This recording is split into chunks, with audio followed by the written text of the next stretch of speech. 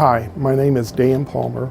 I am founder of Operation Grace, which is giving relief to area children for enrichment for the kids in Scioto County who are affected by this opioid crisis. I am a dad and a grandfather. One person can make a difference. Dan Palmer is one person in Scioto County who is making a difference for kids, the tiny souls trapped in the middle of this gigantic opioid crisis.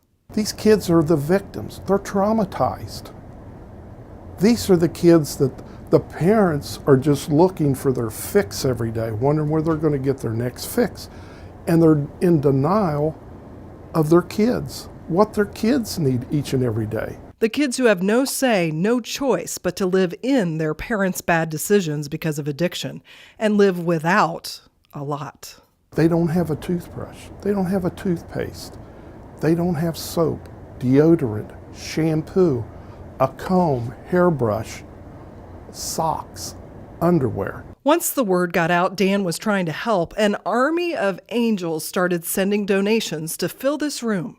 Principals and teachers order what their students need daily at 9 Scioto County schools, like Sciotoville Elementary Academy. Good morning. Hello. How you doing? Good, how are you?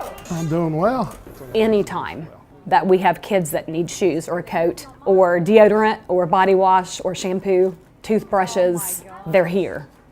I mean, within a day or two, they're here. The kids will come into my office and it's like shopping time. I'm like, hey, look at here, look at all this stuff. In one way or the other, the opioid epidemic and us, being so closely tied with Portsmouth, it definitely is a huge issue with kids just trying to deal with all of this extra stuff that goes along with drug use and overdoses and missing parents or grandparents. There was so much to tell, I couldn't just begin. You think about the lack of food in the home, the lack of utilities being paid or not paid at all. So we have kids here without running water or electricity for months at a time, wearing the same clothing multiple days in a row, things that we take for granted.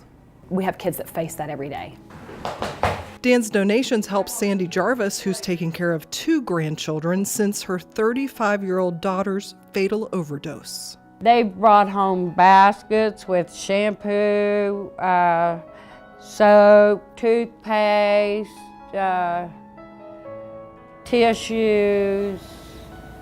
Sometimes if they got pajamas. I appreciate that. I really do. My grandkids is my life. I live for my grandkids now. Taking care of everyday needs helps kids concentrate on being kids, not just surviving another day.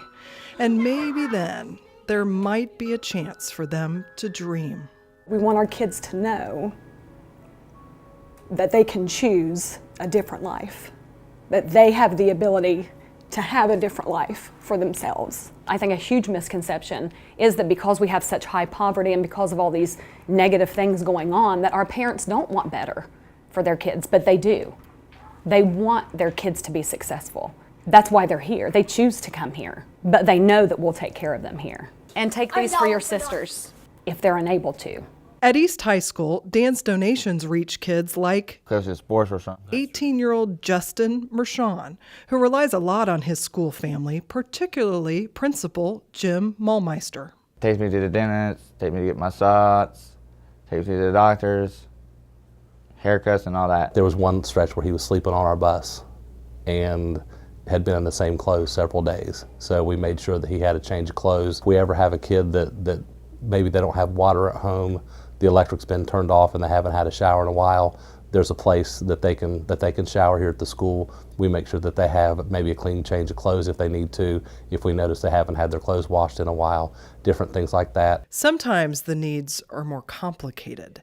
When one of his students was sleeping through first period math, Jim started asking around about her and discovered she had a side business.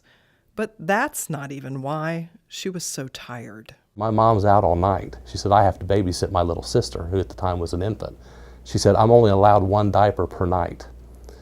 And she can't make it through the night with 1 diaper because she'll wet the diaper and she'll want changed. And she goes, I can't get any sleep. So she said, I'm using the money that I'm getting from doing this work to buy extra diapers, and I keep them hidden in my room. So when she wakes up wet, I can change her, she goes back to sleep, and I can get some rest. It's hard to fully grasp the growing up some of these kids are forced to do. It's a tough area. We have a lot of poverty, and we have a lot of folks that are out of work, and we have a lot of drug problems, and those are not good things for the kids. So, yeah, we pretty much accept the fact that we need to do what we can to meet all their needs, not just educationally, but all their needs every day. We all work together. We are afraid we're losing this generation of kids. We are. Because we presently have, right now, in Scioto County, over 300 and some displaced kids that have been pulled from their homes. We're trying. At least we're doing something. You know, you can sit back, I hear somebody, oh, I hate what's going on, but what are you doing about it? I'm not here to judge people, and we're working together.